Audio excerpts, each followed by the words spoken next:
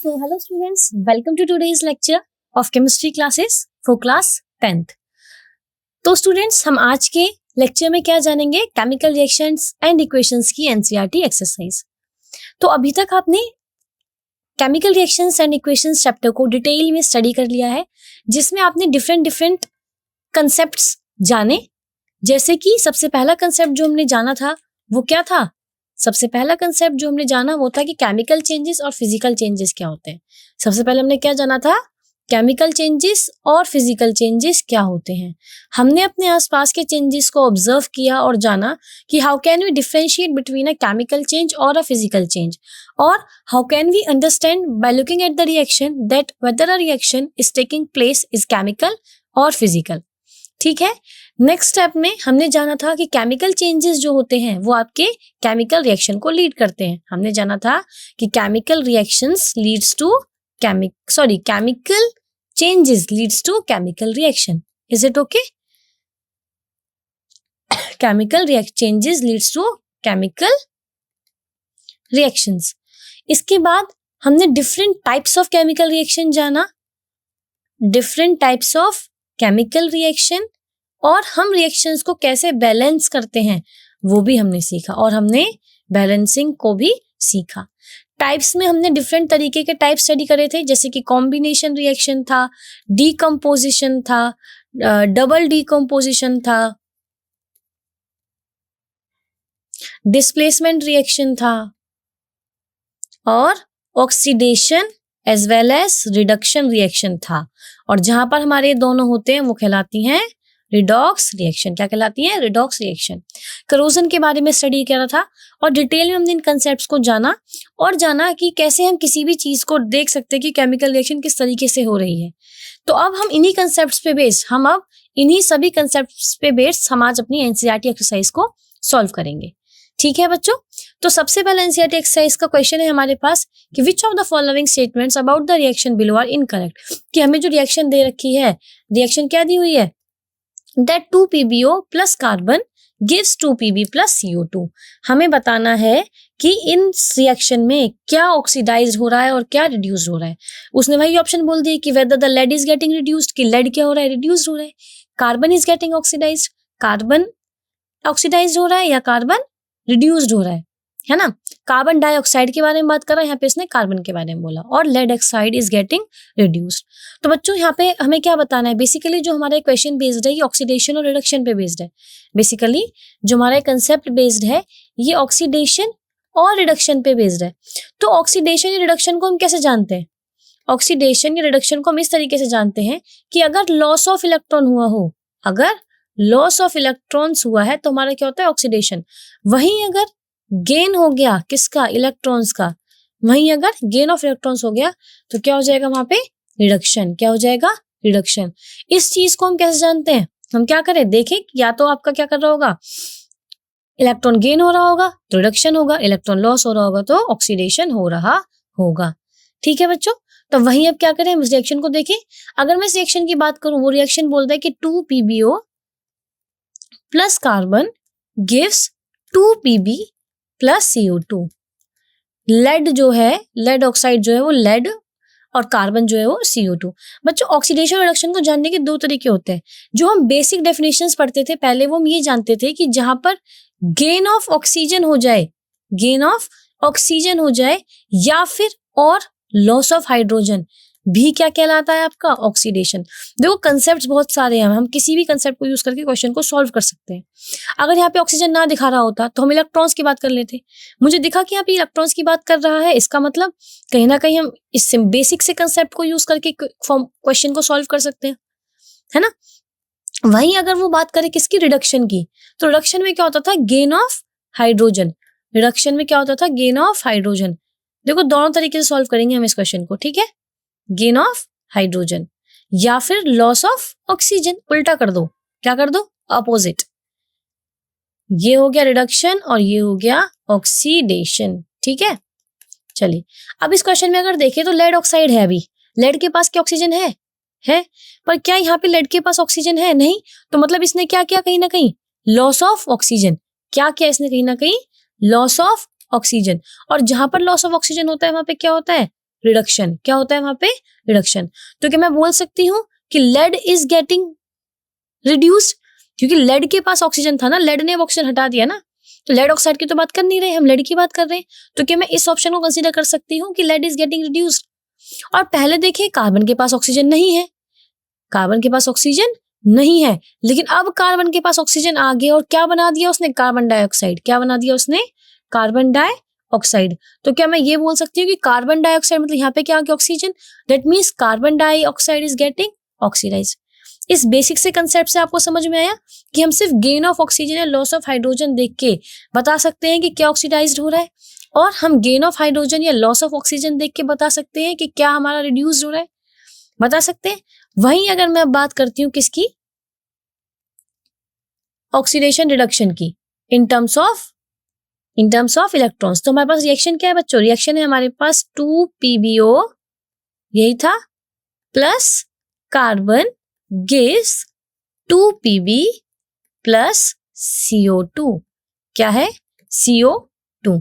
तो यहाँ पे अगर हम देखें तो सबसे पहले हमें कुछ बेसिक सी पता होना चाहिए टर्म, जो कि मैंने आपको बता दिया कि जहाँ पे गेन ऑफ इलेक्ट्रॉन या लॉस ऑफ इलेक्ट्रॉन की बात करें, गेन मतलब रिडक्शन, लॉस मतलब ऑक्सीडेशन। कैसे याद करने के लिए बताया था? O से ऑक्सीडेशन, लॉस में भी क्या है? O, तो आप सीधे सीधे क्या कर सकते हो? याद कर सकते हो। तो यहाँ पे देखो लेड क्या कर रहा है? इलेक्ट्रॉन्स को गेन कर रहा है, मतलब कि Pb2+ जो है 2 इलेक्ट्रॉन गेन कर रहा है, और क्या बना रहा है? बना लेता है वो यहाँ पे 2 Pb। क्या बना लेता है? 2 Pb। इलेक्ट्रॉन क्या करे उसने? गेन। मतलब क्या हुआ यहाँ पे? रिडक्शन। क्या हो गया यहाँ पे? रिडक्शन। समझ आया? वहीं अगर हम किसकी बात करें? कार्बन डाइऑक्साइड की बात करें, क्या करें? कार्बन डाइऑक्साइड की बात करें, तो कार्बन किस में कन्वर्ट जा रहा है? पे C+2 में जा रहा है ना। देखो उधर x -2 इज इक्वल्स टू 0, तो x इज इक्वल्स टू +2 है ना। तो 0 से किस पे आ रहा है? +2 पे आ रहा है। 0 से +2 पे आ रहा है। इसका मतलब इसने क्या करा है? इलेक्ट्रॉन्स को लॉस किया है। इसने क्या किया? इसका मतलब इलेक्ट्रॉन्स को लॉस किया है। तो क्या मैं बोल दूं कि जो कार्बन है उसने क्या करा? वो C+2 स्टेट में आया जब उसने 2 इलेक्ट्रॉन को लॉस कर दिया, 2 इलेक्ट्रॉन को लॉस कर दिया। इसका मतलब मैं यहाँ पे क्या बोल दूं कि carbon dioxide, that means carbon dioxide is getting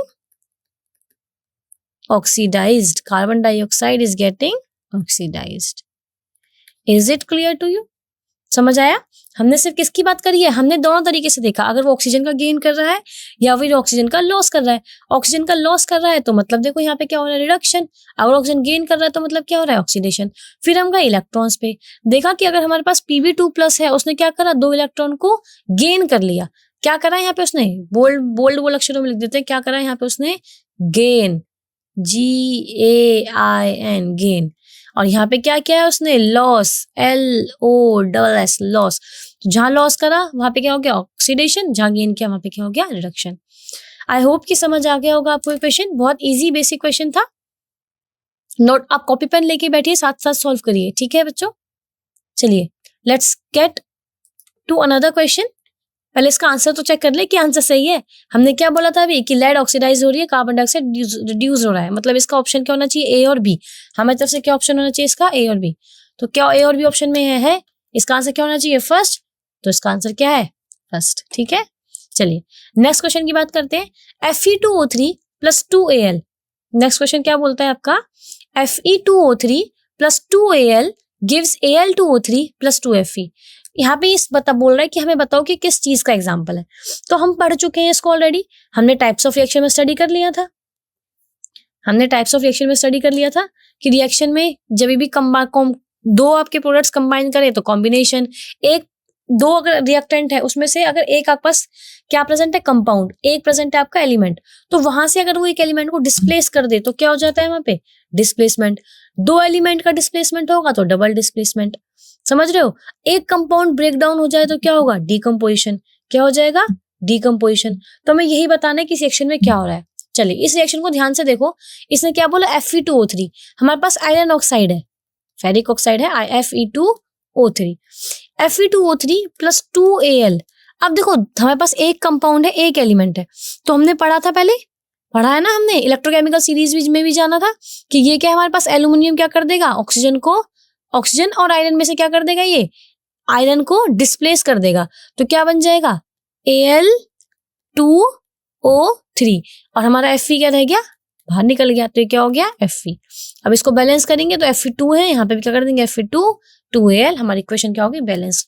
तो हमने देखा कि यहाँ पे एक एल्युमिनियम जो है हमारा, एक एलिमेंट ने क्या करा, कंपाउंड में से आयरन को डिस्प्लेस कर दिया। मतलब कि कैसी रिएक्शन होनी चाहिए, डिस्प्लेसमेंट रिएक्शन। कैसी होनी चाहिए, डिस्प्लेसमेंट रिएक्शन। तो यहाँ पे हमारा आंसर क्या आ गया, डी। क्या आंसर आ गया बच्चों, डी। तो सब तो डिस्प्लेसमेंट रिएक्शन की डेफिनेशन बताइए मुझे, क्या हो सकती है।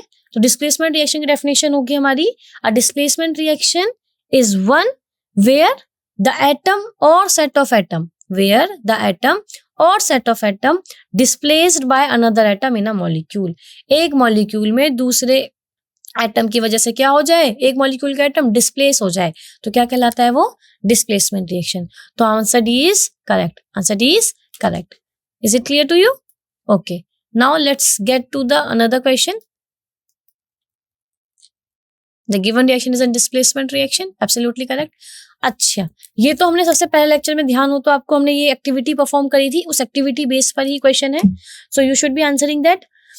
What happens when dilute hydrochloric acid is added to iron filings? Tick the correct answer. Hydrogen gas and iron chloride are produced. Chlorine gas and iron hydroxide are produced. No reaction is taking place. Iron, salt and water are produced. तो देखो उसने क्या बोला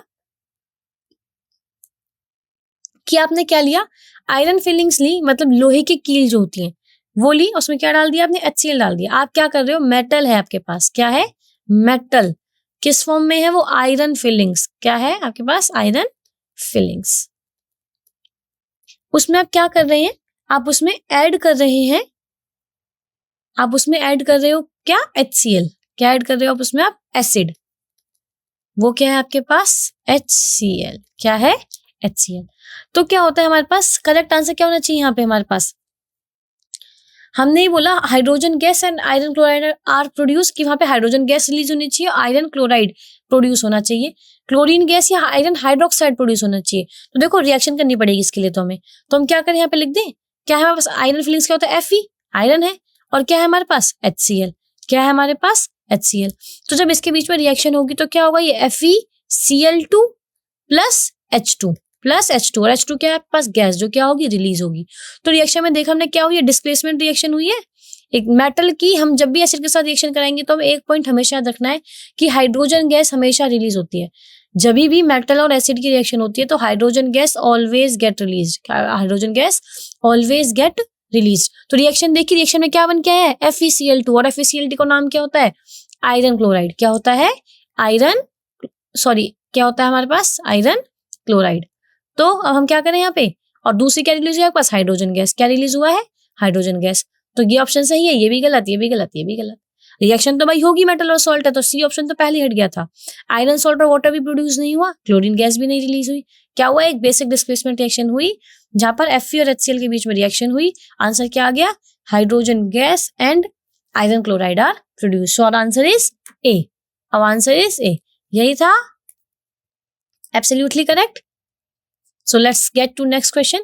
So what is a balanced chemical equation? Why should chemical equations be balanced?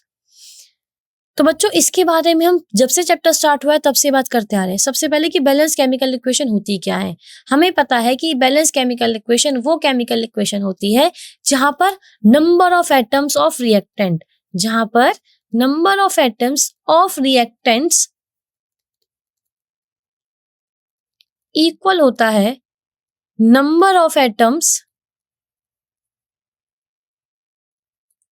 Present in product, number of atoms of products. देखो अभी हमने जैसे बात करा था, अभी हमने एक रिएक्शन सॉल्व करी है, क्या था उसमें, Fe plus HCl gives FeCl2 plus H2, यही था। अभी अगर नंबर ऑफ एटम्स की बात करूं तो यहाँ पे आयरन में क्या है, 1, यहाँ पे आयरन कितना है, 1, यहाँ पे हाइड्रोजन कितना है, 1, यहाँ पे हाइड्रोजन कितने हैं, 2, यहाँ पे क्लोरीन कितना है, 1, यहाँ पे क्लोरीन कितने हैं, 2। तो क्या हमारी एक बैलेंस केमिकल इक्वेशन है ये, नहीं। अब ये कैसी इक्वेशन है, अनबैलेंस्ड। कैसी है, अनबैलेंस्ड। अगर इसी इक्वेशन को हमें क्या करना है, बैलेंस करना है, इसी इक्वेशन को अगर हमें क्या करना है, बैलेंस करना है, तो हमें क्या करना पड़ेगा, नंबर ऑफ रिएक्टेंट्स को number of atoms of reactants को number of atoms of products के बराबर करना होगा। तो यहाँ पे क्लोरीन के कितने हैं, 2, तो यहाँ पे भी 2 कर दें, Fe plus 2HCl gives FeCl2 plus H2. Fe plus 2HCl gives FeCl2 plus H2. क्या हमारी इक्वेशन बैलेंस हो गई? चेक करें। Iron, hydrogen and chlorine, reactant और प्रोडक्ट। रिएक्टेंट में कितना है? 1, प्रोडक्ट में कितना है? 1। रिएक्टेंट में कितना हाइड्रोजन? 2, प्रोडक्ट में कितना है? 2। रिएक्टेंट में कितना है? Cl2, प्रोडक्ट में कितना है? 2। तो रिएक्शन क्या है हमारी? एक कंप्लीटली बैलेंस इक्वेशन। क्या है? Completely balance equation. अब बच्चों बैलेंस इक्वेशन होती क्या है ये तो हमें पता है, कैसे करते हैं वो भी हम जानते हैं, but the question asks us now that why should chemical equations be balanced, that why should chemical equations be balanced. So answer क्या होगा इसका? तो पहले ही बता रखा है आपको, law of conservation of mass, bold letters में लिख देते हैं, लॉ ऑफ, इधर लिख दे इसको, wait, that will be law of conservation of mass. तो बोलते हैं कि अगर हमें कभी भी केमिकल इक्वेशन को बैलेंस करना है वो इसलिए करना होता है ताकि वो law of conservation of mass को फॉलो करे, law of conservation of mass को फॉलो करे। और ये लॉ ऑफ कंजर्वेशन ऑफ मास क्या होता है? What does the law of conservation of mass states that mass can neither be created nor be destroyed, that mass can neither be created nor be destroyed. तो कोई आपसे पूछे what is law of conservation of mass, तो आप क्या define करोगे? Law of conservation of मास क्या होता है? लॉ ऑफ कंजर्वेशन बोलता है कि मास can neither be created nor be destroyed, या फिर हम क्वेश्चन को चेंज करके क्या बोल सकते हैं कि हम बैलेंस केमिकल इक्वेशन को क्यों बोल रहे हैं कि law of conservation of mass को फॉलो करें, या फिर कि आपकी केमिकल इक्वेशंस को बैलेंस होने की जरूरत क्या है। तो directly you will say that a chemical equation needs to be balanced if a chemical equation needs to be balanced so that it must follow the law of conservation of mass. क्या करे वो? law of conservation of mass को follow करे। And how can you define law of conservation of mass? You can define the law of conservation of mass as during a chemical reaction, किसी chemical reaction के दौरान atoms neither created nor be destroyed, जो atoms है वो आप ना तो बना सकते हो ना ही आप उन्हें क्या कर सकते हो? डिस्ट्रॉय कर सकते हो। The number of atoms remains constant, the number of atoms remains constant through out the reaction, पूरी रिएक्शन में जो नंबर ऑफ एटम्स होते हैं क्या रहते हैं? कांस्टेंट रहते हैं। Since the number of atoms does not change, अब देखो जितने नंबर ऑफ एटम्स इधर प्रोडक्ट रिएक्टेंट में है उतने ही क्या है प्रोडक्ट में, तो क्या मास चेंज होगा? नहीं होगा। जितना मास आपका इधर आएगा उतना ही मास क्या आएगा? प्रोडक्ट में, उतना ही मास क्या आएगा आपका? प्रोडक्ट में आएगा। तो is it clear to you? समझ आया आपको? तो ये थ्योरेटिकल क्वेश्चन था जिसका आंसर किस तरीके से है, इसका आंसर हम देंगे डायरेक्टली कि what is a balance chemical equation? The equation in which the number of atoms of reactant is equals to the number of atoms present in product is known as a balanced chemical equation. And why should chemical equations be balanced? तो बोल दोगे the chemical equation needs to be balanced so that it follow the law of conservation of mass. So क्या करें? law of conservation of mass को follow करें।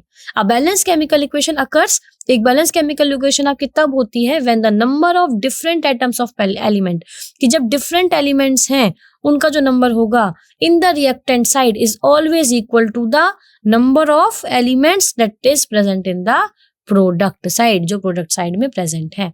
समझ में आया? कोई डाउट है आप में से किसी को भी? हम बहुत ही स्पेसिफिक तरीके से डिटेल में स्टडी कर रहे हैं एक एक आंसर को।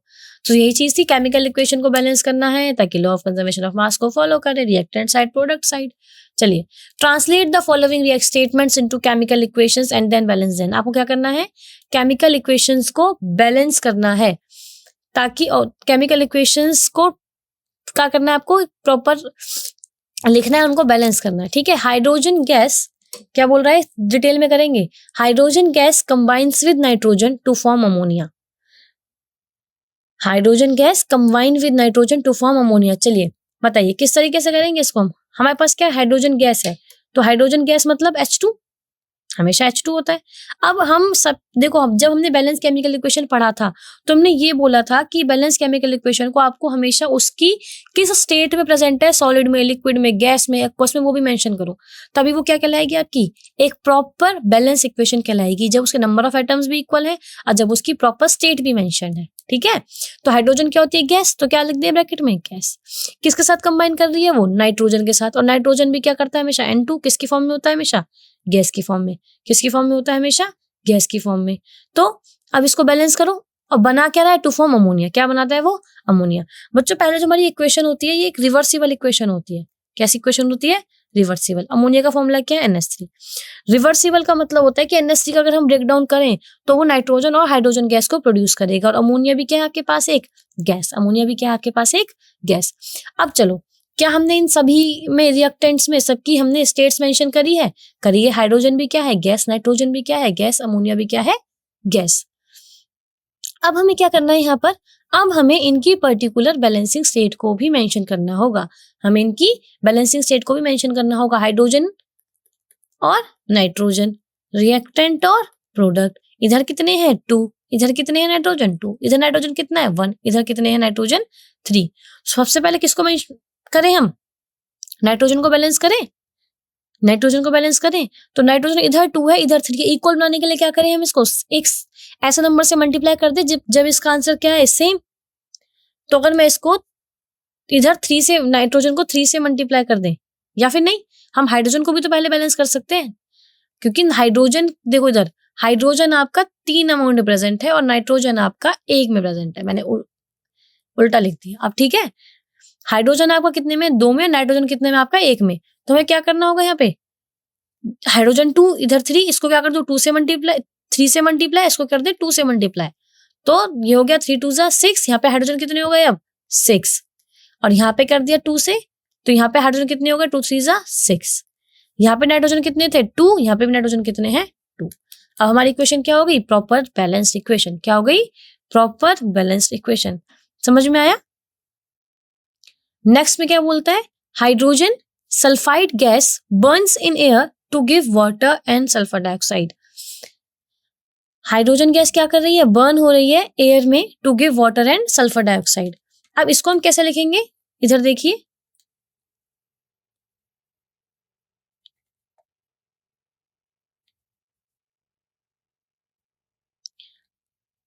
हाइड्रोजन सल्फाइड गैस है, इसका मतलब हाइड्रोजन सल्फाइड का फॉर्मूला क्या होगा, हाइड्रोजन और सल्फाइड, दैट इज H2S।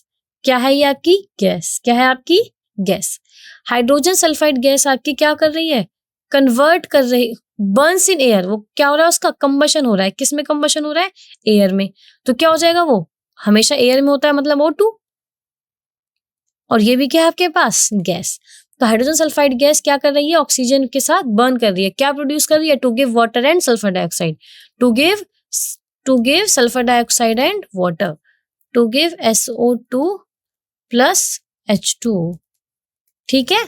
अब हमें क्या करना पड़ेगा, इस रिएक्शन को बैलेंस करना पड़ेगा। पहले सल्फर डाइऑक्साइड और वाटर की स्टेट भी तो पता होनी चाहिए। सल्फर डाइऑक्साइड भी गैस है, वाटर क्या है, लिक्विड फॉर्म में प्रेजेंट होता है ना। चलिए पहले हम इसको बैलेंस कर लेते हैं, उसके बाद हम जाएंगे आगे। ठीक है, चलिए। H2S plus O2 gives SO2 plus H2O। HSO reactant product 2 sulphur 1 oxygen 2, sulphur 1 oxygen 2 और 1 3 और हाइड्रोजन 2। सही है, देखो 2 और 1 3 2 1 3 2 1। ठीक है, हमें क्या करना है, इसको बैलेंस करना है। क्या करना है, बैलेंस करना है। अब हम बैलेंस किस तरीके से करेंगे इसको, जब हम क्या करें, number of atoms equal. Sulphur के ऑलरेडी बैलेंस्ड है, हम हाइड्रोजन के देखेंगे तो हाइड्रोजन के बैलेंस्ड है। अनबैलेंस क्या है आपके पास अभी, ऑक्सीजन। क्या है, ऑक्सीजन। इधर कितने हैं 2 और प्रोडक्ट साइड में कितने हैं 3। तो क्या कर दूं, इधर 3 से मल्टीप्लाई, इधर 2 से मल्टीप्लाई, है ना। तो इधर अगर हम 2 से मल्टीप्लाई कर दें और इधर अगर हम 3 से मल्टीप्लाई कर दें, अब अगर हम देखें तो क्या हो गया,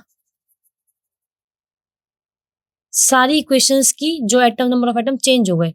हाइड्रोजन कितना है अभी भी यहाँ पे 2, लेकिन यहाँ पे कितना हो गया 4। कितना हो गया 4।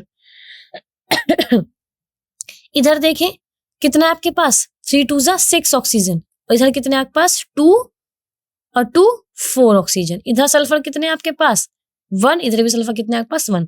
मतलब आपके पास ऑक्सीजन अभी भी सेटिस्फाइड नहीं हुए। तो क्या करना पड़ेगा आपको यहाँ पे, अगर हम क्या कर दें, इधर भी 2 से मल्टीप्लाई कर दें, क्योंकि हाइड्रोजन भी देखो 2 और 4 है ना। तो 2 2 जा 4। अब आपके पास हाइड्रोजन बैलेंस हो गए। बट अब सल्फर कितना हो गया आपके पास 2। सल्फर कितने हो गया आपके पास 2, और इधर सल्फर कितना है 1। तो अगर मैं इधर भी 2 से मल्टीप्लाई कर दूं तो आपकी इक्वेशन क्या बन जाएगी, एक बैलेंस केमिकल इक्वेशन बनेगी। काउंट करें number of atoms. If we talk about H2S and oxygen present in reactant, तो हाइड्रोजन कितने हैं यहाँ पे आपके पास, 2 × 2 4, इधर कितने आपके पास 4, इधर सल्फर कितना है आपके पास 2, इधर सल्फर कितना है आपके पास 2, इधर ऑक्सीजन कितना है 3 × 2 = 6, इधर कितना है 2 × 2 = 4 और ये 2 कितने हो गए 6।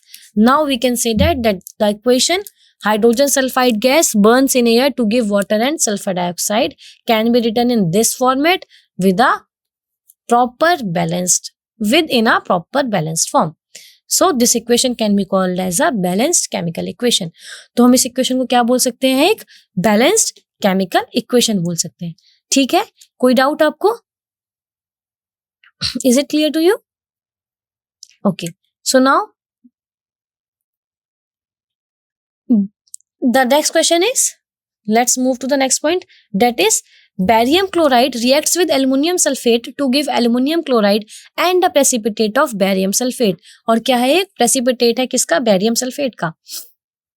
तो क्या होगा यहाँ पे, बैरियम क्लोराइड है मतलब कि क्या होता है BaCl2, बैरियम क्लोराइड क्या होता है BaCl2, reacts with aluminium sulphate, क्या करता है वो, एल्यूमिनियम सल्फेट के साथ रिएक्ट करता है, एल्यूमिनियम सल्फेट के साथ रिएक्ट करता है और क्या देता है आपको, aluminium chloride and a precipitate of barium sulphate.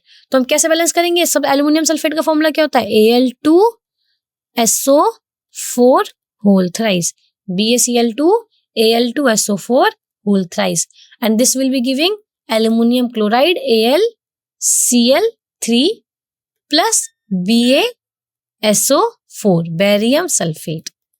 ठीक है, अब हमें क्या करना पड़ेगा, इस इक्वेशन को बैलेंस करना पड़ेगा। वही हम क्या करें, रिएक्टेंट्स और प्रोडक्ट्स के नंबर ऑफ एटम्स लिख लें, रिएक्टेंट के और प्रोडक्ट के क्या है, बैरियम, क्लोरीन, एल्यूमिनियम, सल्फर और ऑक्सीजन। काउंट करें, बैरियम कितना है इधर 1, क्लोरीन कितना है इधर 2, एल्यूमिनियम कितना है इधर 2, सल्फर कितना है इधर 3 और ऑक्सीजन कितना है इधर 12। एल्यूमिनियम कितना है इधर 1, क्लोरीन कितने हैं 3, बैरियम कितना है 1, सल्फर कितना है 1, ऑक्सीजन कितना है 4। मतलब जो हमारे नंबर ऑफ एटम सबसे ज्यादा किसमें, ऑक्सीजन में, यहाँ पे कितने 12, यहाँ पे कितने 4, सल्फर भी कितना है 3 और 1। तो क्या करें सबसे पहले हम, एल्यूमिनियम भी कितना है इधर 2, इधर कितना है 1, एल्यूमिनियम को बैलेंस कर दे सबसे पहले। अगर मैं इधर 2 कर दूं तो क्या अब इधर भी एल्यूमिनियम 2 हो गया, हाँ जी बिल्कुल हो गया, बट इधर 2 लिखने से अब क्लोरीन चेंज होगा, 2 × 3 = 6, कितना हो गया क्लोरीन यहाँ पे 6 और इधर कितने हैं 2। तो अगर मैं इधर 3 से मल्टीप्लाई कर दूं तो क्या क्लोरीन भी बैलेंस्ड हो गया, 3 × 2 = 6, बट बैरियम कितना है इधर अब 3, इधर कितना है 1, तो इधर भी अगर हम 3 लिख दें तो क्या बैरियम इक्वल स्टेट्स में आ गए। तो नाउ 3 बैरियम 6 क्लोरीन 12। अब क्या अनबैलेंस बचा, सल्फर और ऑक्सीजन। अब जरा सल्फर ऑक्सीजन को काउंट करें, सल्फर कितने आपके पास 3, इधर सल्फर कितने आपके पास 3, बिल्कुल सही है, दोनों में सही है, इधर भी 3 इधर भी 3, 3 × 4 = 12, इधर भी कितना है 4 × 3 = 12। क्या आपके पास अब इक्वेशन एक बैलेंस फॉर्म में है, 3 BaCl2 plus Al2SO4 whole thrice plus 2 AlCl3 plus 3 BaSO4। तो यहाँ पे हमारी इक्वेशन क्या है, एक बैलेंस फॉर्म में। BaCl2 किस स्टेट में है आपके पास, एक्वस स्टेट में, किस स्टेट में है एक्वस। सेम एल्यूमिनियम सल्फेट भी किस स्टेट में आपके पास, एक्वस स्टेट में। AlCl3 किस स्टेट में आपके पास, एक्वस स्टेट में। और बैरियम सल्फेट किस स्टेट में आपके पास, सॉलिड में। हमें कैसे पता चला सॉलिड स्टेट में, क्योंकि इसके क्या बनते हैं, प्रेसिपिटेट। क्या बन जाते हैं इसके, प्रेसिपिटेट बन जाते हैं। Is it clear to you, समझ में आया आपको ये।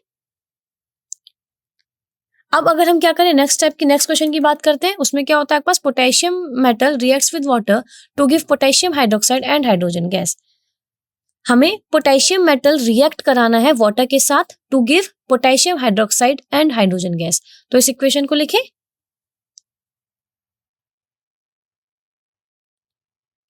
बहुत इजी तरीके से इक्वेशंस हैं ये, जो बहुत इजीली सॉल्व हो रही हैं। ठीक है,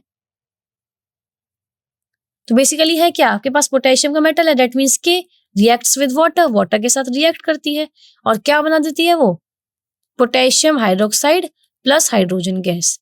इक्वेशन क्या करते, बैलेंस करते हैं। इधर कितना है पोटेशियम 1, इधर कितने हाइड्रोजन 2, इधर भी कितने 2, इधर ऑक्सीजन 1, इधर भी ऑक्सीजन 1, बट इधर हाइड्रोजन कितने हैं 3 और इधर हाइड्रोजन कितने हैं 2।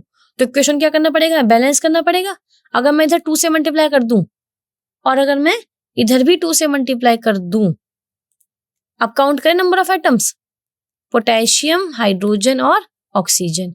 तो रिएक्टेंट में कितना है 1 और हाइड्रोजन में कितना है अभी 4 और ऑक्सीजन कितना है 2। इधर देखें तो पोटेशियम कितना हो गया 2, ऑक्सीजन कितना हो गया 2, बैलेंस करना है ना ऑक्सीजन भी, और हाइड्रोजन कितना हो गया 2 + 2 4। सिर्फ हमारे पास क्या है पोटेशियम अनबैलेंस्ड है, तो यहाँ भी क्या कर दिया हमने 2 के लिख दिया। अब अगर हम काउंट करेंगे तो नंबर ऑफ एटम्स पोटेशियम के भी, हाइड्रोजन के भी, ऑक्सीजन के भी, रिएक्टेंट में और प्रोडक्ट में दोनों में क्या है इक्वल, दोनों में क्या है इक्वल है। तो हमारी इक्वेशन क्या कहलाएगी, एक बैलेंस्ड केमिकल इक्वेशन। क्या कहलाएगी, बैलेंस्ड केमिकल इक्वेशन। तो वही इसका आंसर है। आंसर चेक कर लेते हैं। अब इनका हमने क्या बोला था, यही था BaCl2 Al2SO4 3 2AlCl3 + 3 barium sulphate 2K + 2H2O gives 2KOH + hydrogen gas. ठीक है, तो बच्चों आज के लिए सिर्फ इतना ही। We will be continuing the next questions in the another class. Okay, so thank you so much.